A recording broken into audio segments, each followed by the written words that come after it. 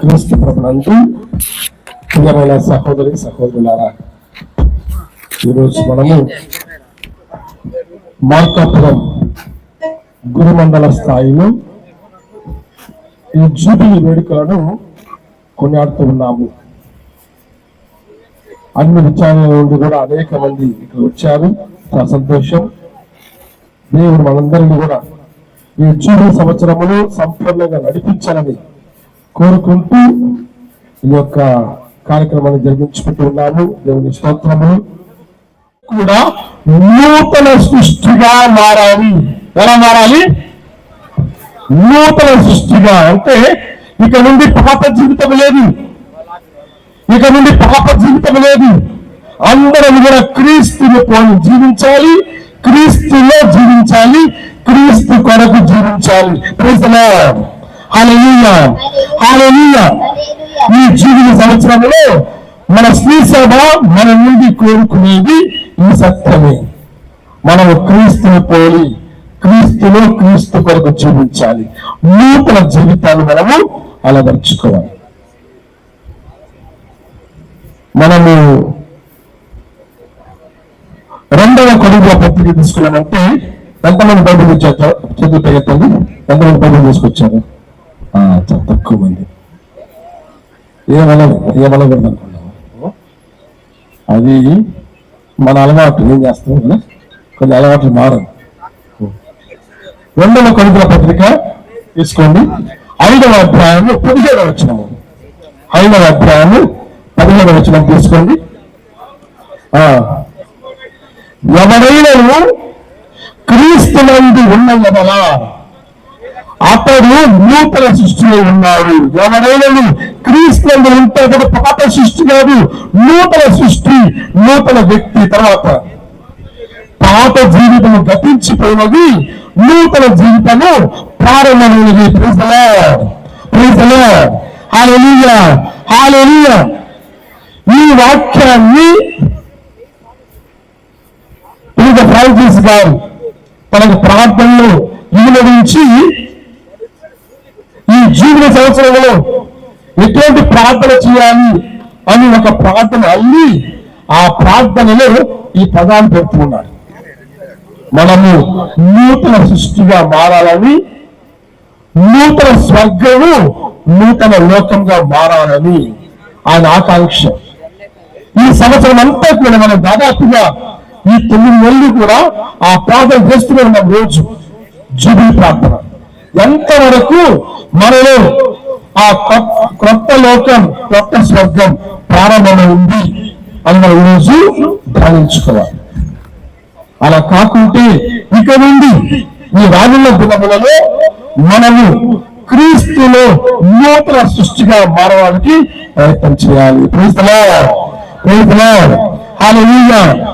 అంటే పాత జీవితంలో ఆగిపోవాలి, ఇక చాలు అంటున్నాడు ప్రభు.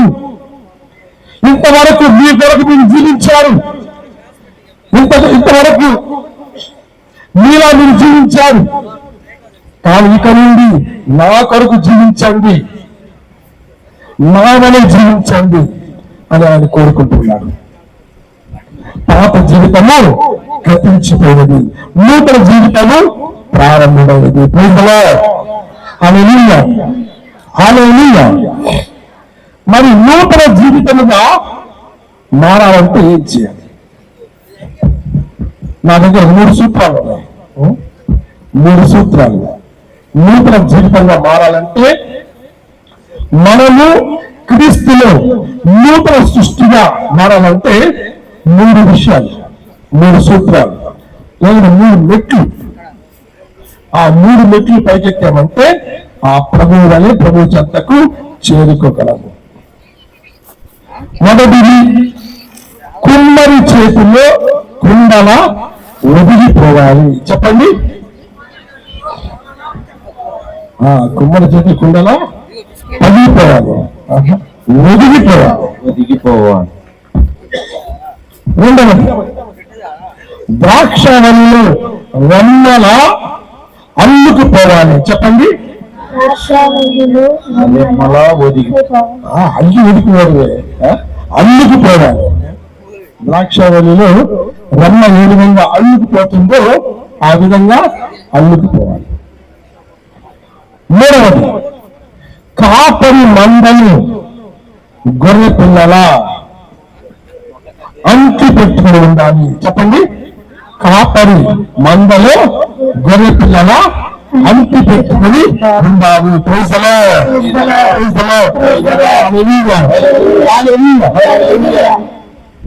ఈ మూడు మనం చేయగలిగితే క్రీస్తు మనం నూతన సృష్టిగా మారగలము. కుమ్మరి చేతిలో కుండలా వదిలిపోవాలి. ఎలా వదిలిపోవాలి? దేవాది దేవుడు యాభై దేవుడు మనం సెలవిస్తున్నాడు. ముఖ్యంగా ఇర్మియా ప్రవక్త ద్వారా ఒక మాట అంటారు. ఇర్మియా గ్రంథం తీసుకోండి. ఇర్మియా గ్రంథము 18వ అధ్యాయం. ఇర్మియా గ్రంథము 18వ అధ్యాయంలో మనము ఒక సారూప్యాన్ని చూస్తున్నాం. ఒక సారూప్యాన్ని గమనిస్తున్నాం.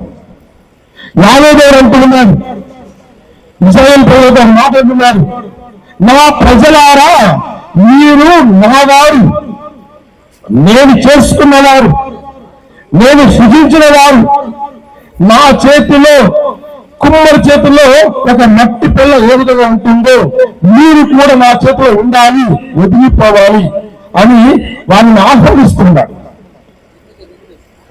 అంటే వారి యొక్క తత్వాన్ని గుర్తు చేస్తున్నాడు. ఒక మనిషి ఏ విధంగా ఉండాలో, ఒక మానవుడు ఏ విధంగా ఉండాలో యాభై దేవుడు ఇర్మియా ప్రవక్త ద్వారా గుర్తు చేస్తున్నాడు.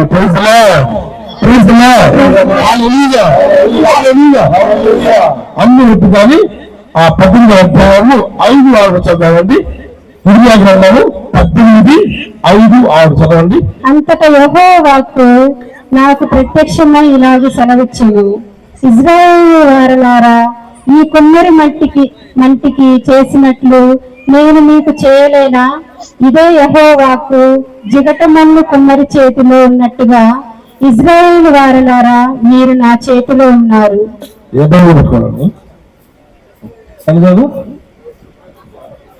అది వేరే వేరే అనువాదం.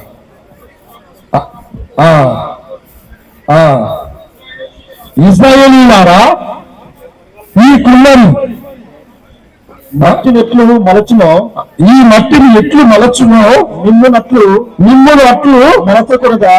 నేను ఏ బైబిల్ అవుతుంది మలచకూడదా? కథలకి బైబిల్ ఇంకా అదేనా? అన్ని తెచ్చుకోకండి ఇక్కడికి, మన బైబిల్ తీసుకురాలి, అప్పుడు అర్థమైంది. కుమ్మరి చేతిలో మట్టి వలె మీరు నా చేతిలో ఇమిడిపోయేదరు.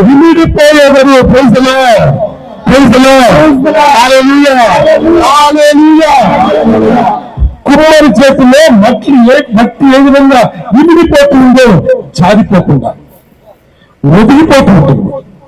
కుమ్మరి ఎలా మలచాలన్నా సిద్ధంగా ఉంటుంది మట్టి. నేను అలా మలవను, అలా ఉండను, నేను జారిపోతాను, వెళ్ళిపోతానంటే ఆ మట్టికి ఒక రూపం లేదు, ఒక ఆకారం లేదు, ఒక ప్రాణం లేదు, ఒక చింతన లేదు.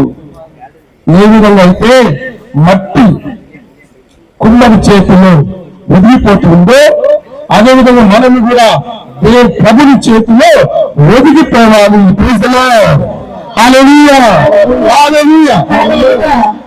ఎందుకంటే మనలను సృజించిన ప్రభువు తన ఆకారములు, తన పోలికలు, తన జ్ఞానములు, తన ప్రేమలు, తన కారుణ్యములు, తన స్వేచ్ఛలు మనందరిలో ప్రభు సృజించి ఉన్నారు. అంటే మనము ఆయన దైవత్వాన్ని పంచుకొని జన్మించిన వారము. ఎంత గొప్ప ఉన్నతమైన జీవితము మానవులది. అందుకొరకే ద్వితీయ వాటికల మహాసభ ఇందాక మన గురువులు 3 పత్రాల గురించి మాట్లాడారు. 4వ పత్రము గౌడియం ఎక్స్ప్రెస్, అంటే ఆధునిక ప్రపంచంలో స్త్రీ సభ ఏ విధంగా ఉండాలి అన్నటువంటి ఆ పత్రము. ఆ పత్రములో స్త్రీ సభ ప్రపంచానికి ఒక హృదయం వంటిది అని ప్రబోధిస్తుంది. మన తెలుసు, మానవ జీవితంలో, మన మానవ శరీరంలో గుండె లేకుంటే ప్రాణము లేదు. అదేవిధంగా ఈ ప్రపంచంలో మన స్త్రీ సభ లేకుంటే ప్రపంచానికి జీవము లేదు. Praise the Lord. Hallelujah. Hallelujah. అటువంటి జీవాన్ని ఇచ్చే గుండెగా మనం ఉండాలని ఆ పత్రం బోధిస్తుంది. ఆ పత్రం బోధించే 6 ముఖ్యమైన అంశాలలో మొదటిది మానవ ఔన్నత్యము, మానవ పవిత్రత. ఈ అంశం అంటే మానవుడు పవిత్రుడు, పాపాత్ముడు కాదు. ఏ మానవుడు కూడా పాపంలో జన్మించలేదు. జన్మపాపం పక్కన పెట్టండి. ఏ మానవుడు కూడా పాపంలో జన్మించలేదు. ఏ మానవుడు పాపం చేయాలని పుట్టలేదు. మానవుడు పవిత్రంగా పుట్టాడు, పవిత్రంగా జీవించాలని కోరుకుంటున్నాడు. కొన్ని సామాజిక పరిస్థితుల వల్ల ఆ మానవుడు పాపాలు పడిపోవచ్చు. కానీ దేవుని దృష్టిలో, దేవుని సృష్టిలో మానవుడు పవిత్రుడు. Praise the Lord. Praise the Lord. Hallelujah. Hallelujah. నీవు నేను పాపాత్ములు కాదు. ఎవరము పవిత్రులము. ఎందుకంటే దేవుని ఆకారమును, దేవుని స్వహస్తాలకు సృజింపబడి ఉన్నవారము. ఎంత గొప్ప మానవ జీవితము, పవిత్రమైన మానవ జీవితం, ఉన్నతమైన మానవ జీవితము. మానవుని ఔన్నత్యం ఏంటంటే మనం ప్రభు ద్వారా జన్మించబడి ఉన్నాము. మట్టికి చెందిన వారము కాదు. మట్టి నుండి పుట్టినప్పటికీ కూడా మట్టిని దాటి ఒక జీవాన్ని, పరలోక జీవాన్ని పొంది ఉన్నవారము. మట్టిలో పుట్టాము కాబట్టి, మట్టిలో కలిసిపోతాము కాబట్టి మట్టి జీవితాన్ని జీవిస్తాము అని అక్కడ ఆగిపోకూడదు. మనము మట్టికి చెందిన వారం కాదు, మహిమకు చెందిన వారము. Praise the Lord. Hallelujah. Hallelujah. దీన్ని గుర్తుపెట్టుకోవాలి. ఎందుకంటే దేవుని చేత చేయబడిన వారము, దేవుని సృష్టి. అందుకొరకు మనము ప్రభుని చేతిలో కుమ్మరి చేతిలో కుండల మనగా ప్రభు చేతిలో ఒదిగిపోవాలి. ప్రభు మనల్ని మనసులో కోరుకుంటున్నాడు. ఒక్కొక్కరిని కూడా ఒక్కొక్క తీరులో మలుస్తూ ఉన్నాడు. మనకు ఏ పాత్ర ఇవ్వాలి, ఎలాంటి రూపాన్ని ఇవ్వాలి, ఎలాంటి జీవాన్ని ఇవ్వాలి, ఏ కాలములో ఈ వ్యక్తిని ఉంచాలి, ఇదంతా దేవుడు చిత్తగిస్తూ ఉన్నాడు. ఆ దేవుని సంకల్పం. కాబట్టి ఆ సంకల్పాన్ని మనము అర్థం చేసుకొని ప్రభు మనల్ని మలుస్తూ ఉంటే ఒదిగిపోవాలి. కుమ్మరి ఏం చేస్తాడు? అనుకున్న ఒక కుండ తయారు చేయాలని పూనుకుంటాడు. మట్టి చేస్తాడు, మంట పెడతాడు, ఒక రూపాన్ని ఇస్తాడు. తను అనుకున్న రూపం రాలేదు. ఏం చేస్తాడు? లేదు, మళ్ళీ మొత్తం కలిపేసి మళ్ళీ దాని మీద పని చేస్తూ ఉంటాడు. మన దేవుడు ప్రతి ఒక్కరి పట్ల ఆ విధముగా పని చేస్తూ ఉన్నాడు. Praise the Lord. Praise the Lord. Hallelujah. నీవు నేను ఆ ప్రభువుని మంచితో ఉంటామేమో కానీ ప్రభు మాత్రం ప్రతి ఒక్కరి గురించి ఆలోచిస్తూ పని చేస్తూ ఉన్నాడు. మనల్ని మలుస్తూ ఉన్నాడు, మనల్ని తీర్చిదిద్దుతూ ఉన్నాడు, మనకు రూపాన్ని ఇస్తూ ఉన్నాడు, ఒక ఆకారం ఇస్తూ ఉన్నాడు, ఒక పాత్రగా చేస్తూ ఉన్నాడు, ఒక పాత్రను ఇస్తూ ఉన్నాడు. ప్రభు చేతిలో ఒదిగిపోవడం అంటే ప్రభు సంకల్పాన్ని గ్రహించి ప్రభుని పాత్రలా ఉండిపోవాలి. చాలా పాత్రలు ఉన్నాయి. అబ్రహాము కూడా ఒక పాత్ర, దేవుని చేతిలో ఒక పాత్ర. అంతవరకు తనకు తాను జీవించాడు. కానీ ప్రభు పిలుస్తున్నాడు, అబ్రహాము నీవు వెళ్ళు, నిన్ను సకల జాతికి పెద్దగా చేస్తాను, వెళ్ళు అంటాడు. అప్పటి నుండి తండ్రి ఆ యొక్క హస్తాలలో ఒదిగిపోయిన అబ్రహాము విశ్వాసులందరికీ, జాతులందరికీ ఒక తండ్రిగా మారిపోతున్నాడు.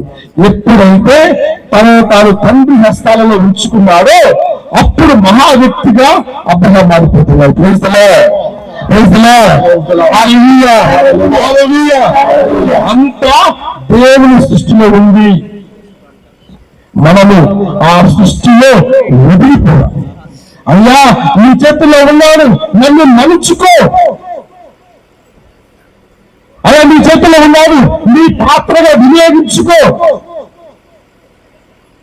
ఆ సంసిద్ధ పాత్రను మనము ఇవ్వగలిగితే మనం కూడా ప్రభువుకి ఇష్టమైన పాత్రగా ఈ లోకంలో జీవించగలము. ప్రభువు లేకుండా మనం ఏమీ చేయలేము. ఉదాహరణకు చెట్టు, ఎక్కడ ఉంది చెట్టు? భూమి పైన ఉందా, భూమి లోపల ఉందా? భూమి లోపల ఉంది కదా. కానీ లోపల ఉండదు, భయంగా ఉంది, చీకటిగా ఉంది, నేను ఉండలేను, బయటకు వచ్చేస్తానంటే వాళ్ళతో పాటు బయటకు వచ్చేసింది. ఏమవుతుంది? హాయిగా పెరుగుతుందా? ఎండిపోతుంది, వాడిపోతుంది, మన చలికి మంటగా మారిపోతుంది. Praise the Lord, praise the Lord, hallelujah, hallelujah. చేప ఉంది. చేప ఎక్కడ ఉంటుంది? నీళ్ళలో ఉంటుంది. నేను ఉండదు, బయటకు వస్తాను, లోపల ఇప్పుడు చల్లగా ఉంది, అబ్బా ఉనిగిపోతున్నాను, బయటకు వస్తానంటే ఏమవుతుంది? చచ్చిపోతుంది, మనకు మంచి ఫిష్ ఫ్రైగా అయిపోతుంది. అంతేనా? అది అలా చేయబడ్డాయి. వాటి పచ్చనది. చెట్టు భూమిలో ఉన్నదానికి చేయబడి ఉంది,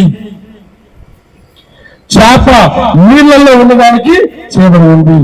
అదేవిధంగా మానవుడు ప్రభువుల్లో ఉన్నదానికి చేయబడి ఉన్నాడు. Praise the Lord, praise the Lord, hallelujah, హల్లెలూయా.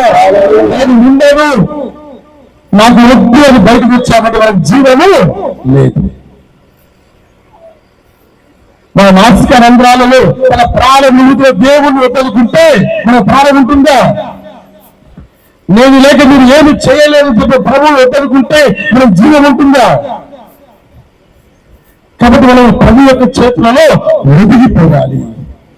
మనల్ని మలుచుకున్నాడు, తయారు చేసుకున్నాడు, తన బిడ్డగా చేసుకున్నాడు. తన యొక్క ఉన్నత స్థితిని, ఉన్నత స్థాయిని, ఉన్నత జీవాన్ని, మహోన్నత జీవితాన్ని, పౌలవ జీవితాన్ని, ఆ పవిత్రతను, ఆ దైవత్వాన్ని అనుగ్రహించాడు. అంత గొప్ప ఔన్నత్యాలను కాపాడుకోవాలి.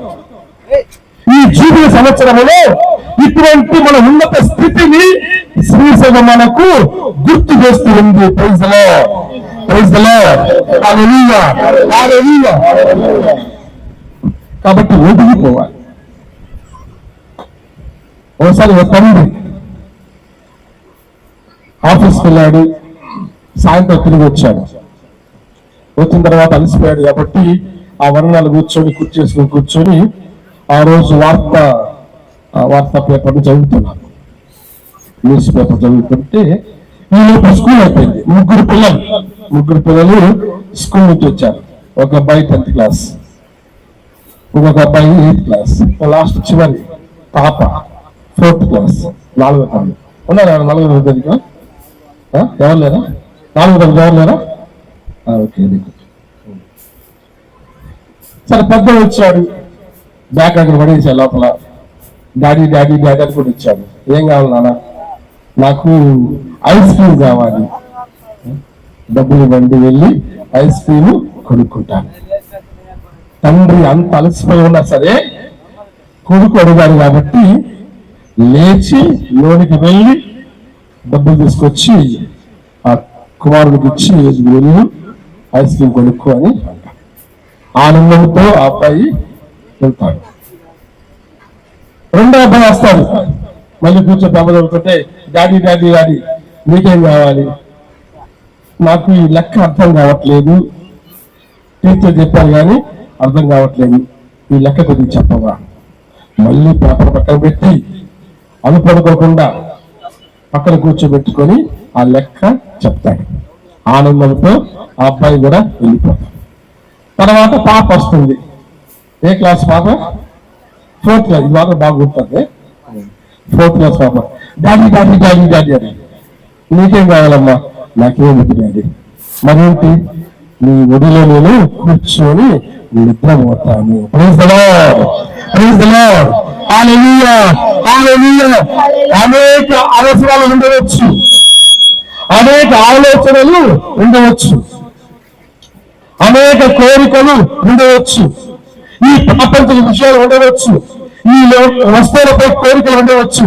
ఇవన్నిటిని పక్కన పెట్టి ప్రభు యొక్క సన్నిధిలో ఉండిపోవడము, ప్రభు యొక్క ఒడిలో ఒదిగిపోవడము, ప్రభు యొక్క పంచలో సేదనమే నిజముగా దేవునికి మనం అందించే గొప్ప జూబిలీ జీవితము. Praise the Lord. Hallelujah, hallelujah. కాబట్టి ఈ జూబిలీ సంవత్సరంలో మనము కూడా నూతన సృష్టిగా మారాలంటే మనం ఎక్కే మొదటి మెట్టు ఏంటి? కుమ్మరి చేతిలో కుండలా వదిలిపోవాలి. రెండవది గుర్తుందా? ద్రాక్షవల్లిలో తీగల అల్లుకుపోవాలి. ద్రాక్షవల్లిలో తీగల అల్లుకుపోవాలి. యేసుప్రభు చక్కగా అంటాడు, ముఖ్యంగా యోహాను సువార్త 15వ అధ్యాయంలో ద్రాక్షవల్లి తీగలు అనేటువంటి ఆ యొక్క ఉపమానంలో చక్కగా అంటూ ఉన్నాడు. ప్రభు అంటూ ఉన్నాడు, నేను ద్రాక్షవల్లిని, మీరు రెమ్మలు. ఎవరు నా యందు ఉండునో, నేను ఎవరి యందు ఉండునో అతడు అధికముగా ఫలించును. Praise the Lord, praise the Lord. Hallelujah, hallelujah. 20 ఏళ్ళు, 30 ఏళ్ళు, 40 ఏళ్ళు, 50 ఏళ్ళ నుండి 60 ఏళ్ళ నుండి మనం రోజు గురిగిపోతున్నాం. ఆదివారం పూజకి వెళ్తున్నాం, పక్షుల కన్నా చదువుతూ ఉన్నాం, వాక్యాలు ఆలకిస్తూ ఉన్నాము. అధికముగా ఫలించామా? ఇంకా ఏడుపులే, ఇంకా తడబబ్బులే, ఇంకా స్వార్థపు జీవితాలే, ఇంకా కుళ్ళు కుతంత్రాలే, ఇంకా ఓర్వలేని తరాలే, ఇంకా చాడీలే. కొంతమందికి 40 నుంచి మాట్లాడుకుంటే నిద్ర పడదట. ఇదే జీవితం. అధికంగా ఫలిస్తూ ఉన్నామా? ఎందుకు మనం ఫలము లేకుండా ఆగిపోతున్నాము? ఎందుకు మన క్రైస్తవ జీవితం అనే చెట్టు ఫలాలు ఇవ్వడం లేదు? ఎందుకంటే మనము క్రీస్తుకు వేరుపడి జీవిస్తూ ఉన్నాము, వాక్యానికి వేరుపడి జీవిస్తూ ఉన్నాము, దివ్య సంస్కారాలకు వేరుపడి జీవిస్తూ ఉన్నాము. క్రైస్తవ విశ్వాసం ఉంటూ కూడా విశ్వాసాన్ని విస్మరించి జీవిస్తూ ఉన్నాము. ఇతరులతో ఒక సంఘంగా ఉండాలనుకున్న మనము సంఘానికి దూరంగా ఉంటూ ఉన్నాము. ప్రభువులకు మనము దగ్గరగా లేకుంటే, ప్రభువులో జీవించకుంటే మనము ఫలించలేము. Praise the Lord, praise the Lord. Hallelujah. Hallelujah. అందరూ జరుగుతుంది అది అనుకున్నాను. Very good, God bless you. కాబట్టి మనము ద్రాక్షవల్లిలో తీగల మనము అల్లుకుపోవాలి. ప్రభు చుట్టూ ఉండాలి, ప్రభు చుట్టూ ఉండాలి. అంటే ఎంత లోతుగా వెళ్తే అంత ఎత్తుగా ఎదుగుతారు. ఒకసారి ఒక మూడు వస్తువులు పోటీ పెట్టుకున్నాయి. ఒకటి రంపము, శుద్ధి, తర్వాత గొడ్డలి. ఈ మూడు చెప్పాలి, మర్చిపోయిన తర్వాత రంపము, శుద్ధి, ఈ మూడు పోటీ పెట్టుకున్నాయి. ఏంటి పోటీ? ఒక ఇనుప ముక్కను అది కట్ చేయాలి, ఒక పెద్ద ఇనుప ముక్కను కట్ చేయాలి. ముందు ఏం చెప్పింది? నేను రంపం వచ్చింది. నేను మీ అందరికంటే బలవంతురాలని దెబ్బ కోసివేస్తాను అని దాని మీద అలా ఊగింది. ఊగి నడ్డిపోయి అది వచ్చింది. అది రప్పము విరిగిపోయింది.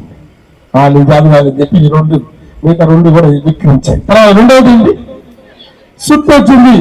చూడు ఎలా ఉన్నానో, ఎంత గిఫ్ట్గా ఉన్నానో, కొత్తది బయలుపోవాలంతే. 2-3 దెబ్బలు వేసేది, పురిగి పక్కకు పోయింది. నాకు మూడవది గొడ్డలు వచ్చింది. నాకు మీ ఇద్దరి కంటే ఎక్కువ బలం ఉంది అని వచ్చి గట్టి బాపుతా ఉంది. ఎంత బాగా కూడా ఆ ఇనుముకి ఏం కాదు. అప్పుడు ఒక చిన్న అగ్నిజ్వాల వచ్చి మీ ముగ్గురి చేత కాదు, నేను ఇనుమును కరిగిస్తాను.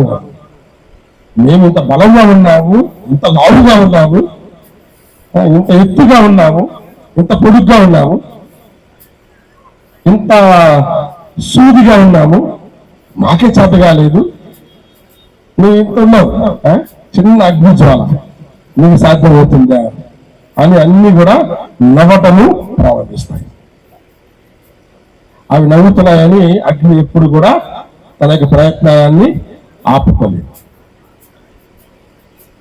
ఆ ఇనుము చుట్టూ జరిగింది, చుట్టూ నిదానంగా ఆ మంటలు దాన్ని అల్లుకుపోయింది. తన యొక్క మంటతో ఆ ఇనుమును అల్లుకుపోయి లోపల నుండి దాన్ని కలిగించడం మొదలైంది. చివరికి అది 2 ముక్కలుగా అల్లుకుపోవాలి. మనం కూడా క్రీస్తుని అల్లుకుపోవాలి అంటే ఇటు వెళ్తే క్రీస్తు ఉండాలి, అటు వెళ్ళిన క్రీస్తు ఉండాలి, బజారుకి వెళ్ళిన మనతో క్రీస్తు ఉండాలి, గుడికి వెళ్ళిన మనతో క్రీస్తు ఉండాలి, బడికి వెళ్ళిన మనతో క్రీస్తు ఉండాలి, ఎక్కడికి వెళ్ళినా ఏం చేసిన మనలో క్రీస్తు ఉండాలి. Praise the Lord. నూతన సృష్టిగా మారిపోవడం అంటే, క్రీస్తు జీవితాన్ని పొందడం అంటే, క్రీస్తులో మనం నూతన వ్యక్తిగా ఉన్నామంటే, మనమందరం కూడా క్రీస్తులా మారాలంటే క్రీస్తులకు అల్లుకుపోవాలి. ఈ జూబిలీ సంవత్సరములో మన శ్రీ సభ మన నుండి కోరుకునే ఆ 2వది. 1 కుమ్మరి చేతుల కొండల ఒదిగిపోవాలి, 2వది ద్రాక్షవల్లిలో రెమ్మల అల్లుకుపోవాలి, 3వది మంద అంటున్నారు, చంద అంటున్నారు, 100 అంటున్నారు. ప్రభు మందలో గొర్రె పిల్లల అంటి పెట్టుకుని ఉండాలి. Praise the Lord. హల్లెలూయా. యోహాను సువార్త 10వ అధ్యాయం మనం చూస్తూ ఉన్నాము. మంచి కాపరి గురించి ప్రభు మాట్లాడుతున్నాడు. మంచి కాపరి ఏం చేస్తాడు? ఆయన చక్కగా అంటూ ఉన్నాడు, మంచి కాపరి చాలా విషయాలు చేస్తాడు. మంచి కాపరి ముందుగా తన గొర్రెలను పచ్చిక పట్టులోనికి నడిపిస్తాడు, జలముల వద్దకు నడిపిస్తాడు, గాఢాంధకార నేలలు వెళ్తూ ఉంటే వాటికి తోడుగా ఉండి నడిపిస్తాడు, ముందు నడిపిస్తాడు. మంచి కాపరి. ఇంకా ఒక మెట్టు పైకెక్కి యేసు ప్రభు నేను మంచి కాపరి అంటూ మంచి కాపరి ఆ వాక్యం చదవండి. యోహాను సువార్త 10వ అధ్యాయము 11వ వచనము. నేను మంచి కాపరిని, మంచి కాపరి తన గొర్రెల కొరకు ప్రాణమును ధారవేయును. Praise the Lord. హల్లెలూయా. పారిపోయేవాడు కాదు, దాక్కునేవాడు కాదు, ఆటంకాలు వస్తున్నాయని వెళ్ళిపోయేవాడు కాదు. మంచి కాపరి ఏం చేస్తాడు? తన ప్రాణములు అడ్డు వేసి తన గొర్రెలను కాపాడుకుంటాడు. యేసు ప్రభు మంచి కాపరిగా అలా చేశాడు. ఆ శిలువ మరణము మనందరినీ కూడా ఒక మందగా చేయడానికి. Praise the Lord. హల్లెలూయా. కాబట్టి మనమందరం కూడా ఆ మంచి కాపరి మందలో గొర్రె పిల్లల వల్లే ఉండిపోవాలి. చిన్ని గొర్రె పిల్ల నేను బాగొచ్చు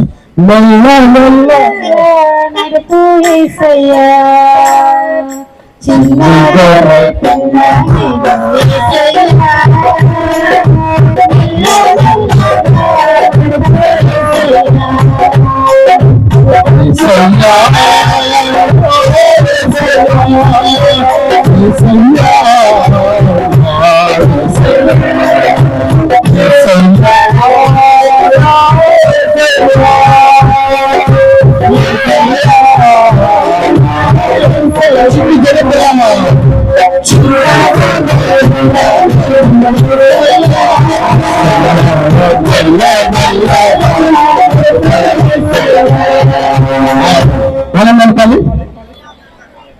నల్ల నడిస్తే మీరు అవుతారా?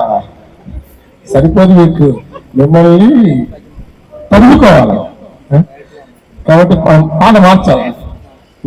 తరిమి తరిమి నన్ను నడుపు వేసాను చిన్ని గడుపు.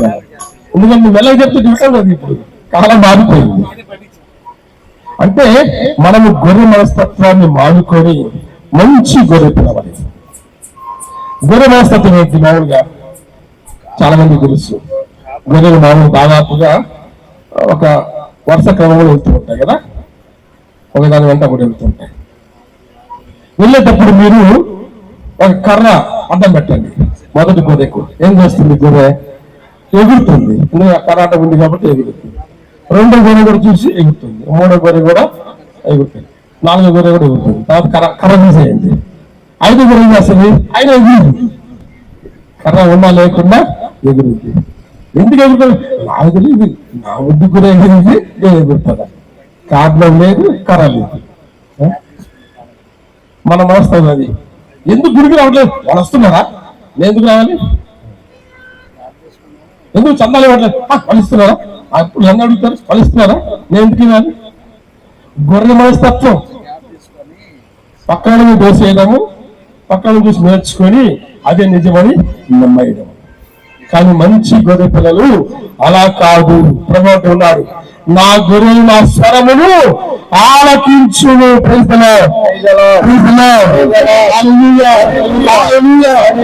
ఆ గొర్రెలు నా స్వరమును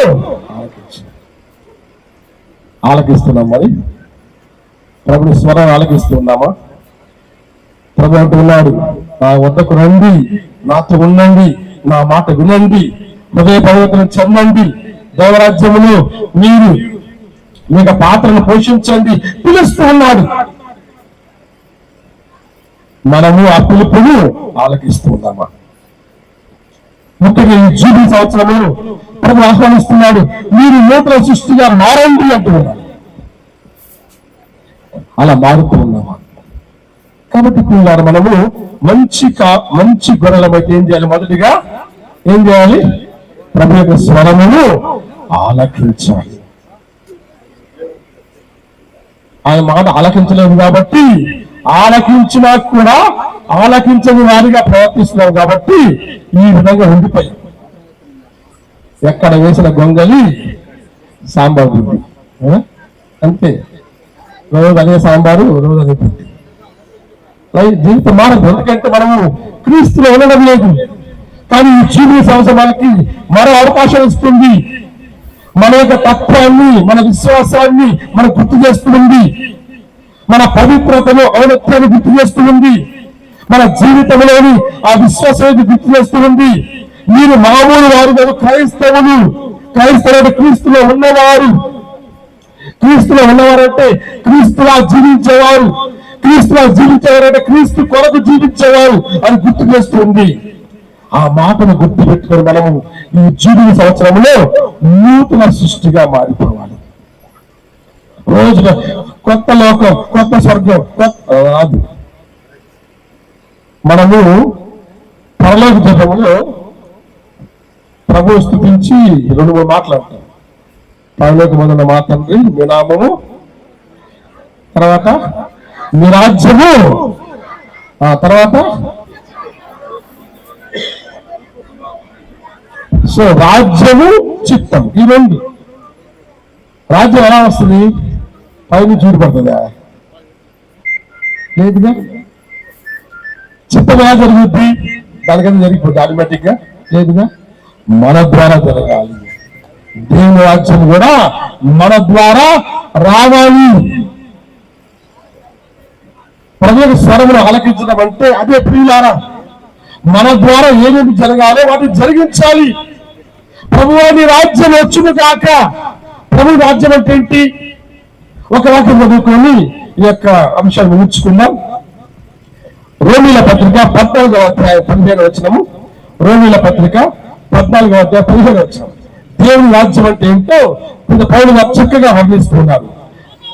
ఏలైనా దేవుని రాజ్యము అనగా తినుట త్రాగుట కాదు, పవిత్రాత్మ నీతి, శాంతి, సంతోషములే. Praise the Lord. దేవుని రాజ్యం అంటే తినుట త్రాగుట ఏంటి మరి? పవిత్రాత్మ వచ్చే 3 వరాలు ఏంటవి? నీతి, శాంతి, మూడవది ఈ 3 కూడా మన జీవితానికి సంబంధించినవి. మన మానవ జీవితము 3 అంశాలతో చేయబడి ఉంది. ఎన్ని అంశాలు? అందులో శరీరం ఉంది, తర్వాత మెదడు ఉంది, తర్వాత అంటే హృదయము, మనస్సు, మూడవది ఆత్మ కూడా. ఈ 3 లేకుండా ఎవరు కూడా పరిపూర్ణ మానవుడు కాదు. ఈ 3 ఉండాలి. భౌతికమైన దేహం ఉంది, స్పందించే హృదయం ఉంటుంది, విశ్వసించే ఆత్మ ఉంటుంది. ఈ 3 ఉంటే దైవరాజ్యము ఈ 3 కూడా తాగుతుంది. పవిత్రాత్మ ప్రసాదించు నీతి, శాంతి, సంతోషం అంటే నీతి అంటే వ్యక్తిగత జీవితానికి సంబంధించింది. మనము నీతిమంతులముగా ఈ లోకంలో జీవించాలి. మన క్రైస్తవ ధర్మం అది. నీతిమంతులుగా జీవించాలి, నీతిమంతులుగా జీవించాలి. అంటే అర్థమైంది, ఎవరికి ద్రోహం చేయకూడదు, ఎవరి గురించి 4 మాటలు అనవసరంగా చెప్పకూడదు, ఒకరి వ్యక్తిత్వాన్ని హరణం చేయకూడదు. అంటే నీతిమంతమైన జీవితాన్ని వ్యక్తిగతంగా ఇతడు క్రైస్తవుడు అంటే నీతిమంతులని అందరూ, అప్పుడు దైవరాజ్యం వస్తుంది. అప్పుడు దాకా రాదు. రోజు ప్రార్థన చేసుకున్నా సరే దైవరాజ్యము రాదు. ప్రభువా నీ రాజ్యం వచ్చును కాక. నీతి ఎక్కడ? వ్యక్తిగతంగా మనం నీతితో జీవించకుంటే దైవరాజ్యం ఉంటుంది అక్కడ? లేదు. రెండవది శాంతి. శాంతి అంటే సామాజిక పరమైనది. మనం ఈ లోకంలో ఒంటరి వారం కాదు, మన జీవితం వ్యక్తిగత జీవితం కాదు, మనం ఒక సొసైటీ, సమాజం, ఒక సంఘము. అంటే అందరితో కలుపుకొలుగా జీవించాలి, కలిసి మనసి జీవించాలి, పరస్పర సహకారంతో జీవించాలి. అప్పుడే శాంతి. అంటే మనం ఉన్న చోట శాంతి నెలకొల్పాలి, గొడవలను దాటాలి. ఎప్పుడు ఆ చిన్న గొడవలే మళ్ళీ లేచి ఉదయాన్ని మొక్కలు చూసుకుంటారు. అసలు ఏమి కాదట శాంతి. అటువంటి శాంతి లేకుంటే దైవరాజ్యం లేదు. ప్రభువా నీ రాజ్యం వచ్చును గాక రాదు, రానే రాదు. అది మన ద్వారా మాత్రమే సాధ్యం. మూడవది సంతోషము. సంతోషము ఆత్మకు సంబంధించింది, ఆధ్యాత్మికమైనది. మీలో ఎంతమంది, మనలో, నాతో కూడా మనలో ఎంతమంది నిజంగా సంతోషంగా ఉద్యోగం తగ్గుతుంది? ఎవరు లేదు. కొంతమంది సంతోషం ఏంటి పదం ఎప్పుడు ఇల్లేదే, అది కొత్త పదార్థం వాడి అంటున్నారు. అంటే మన ఆత్మలో సంతోషం ఉండాలి. ఎటువంటి ఇబ్బందులు వచ్చినా, ఎటువంటి కష్టాలు వచ్చినా మనము ఒక చిరునవ్వుతో వాటిని జయిస్తూ విశ్వాసం ముందు సాగిపోవడమే సంతోషం. ఆ సంతోషం మనలో ఉందా? అది లేకుంటే దైవరాజ్యం లేదు. ప్రభు అది రాజ్యం వచ్చింది కాక వస్తుందా? కాబట్టి దైవరాజ్యం అంటే పవిత్రాత్మ ప్రసాదించు మన జీవితానికి. ఆ పవిత్రాత్మ నీతిని దయచేస్తుంది. వ్యక్తిగత జీవితానికి, మన సామాజిక జీవితానికి ఆ పవిత్రాత్మ శాంతిని ప్రసాదిస్తుంది. మన ఆధ్యాత్మిక జీవితానికి పవిత్రాత్మ ప్రసాదిస్తుంది, సంతోషాన్ని ప్రసాదిస్తుంది. ఆ పవిత్ర ఆత్మను స్వీకరించామంటే, ఆ పవిత్ర ఆత్మ ద్వారా ఈ నీతిని, శాంతిని, సంతోషాన్ని స్వీకరించామంటే వ్యక్తిగతంగా, సామాజికంగా, ఆధ్యాత్మికంగా మనము బాగా జీవించామంటే అప్పుడు దైవరాజ్యం వస్తుంది. కాబట్టి ప్రభు యొక్క స్వరాన్ని ఆలకించడం అంటే, ఆయన రాజ్యంలో భాగస్థులు కావడం అంటే అది ప్రియ. అప్పుడు అది నూతన సృష్టి. కాబట్టి ఈ 3 విషయాలు గుర్తుపెట్టుకున్నాం. మనం నూతన సృష్టిగా మారాలంటే మనము 3 విషయాలు గమనించాలి. మొదటిది కుమ్మరి చేతుల కొండల ఎదిగిపోవాలి. రెండవది ద్రాక్షలో తీగల అందుకుపోవాలి. మూడవది ప్రభుని మందలో గొర్రె పిల్లల అంటి పెట్టుకుని ఉండాలి.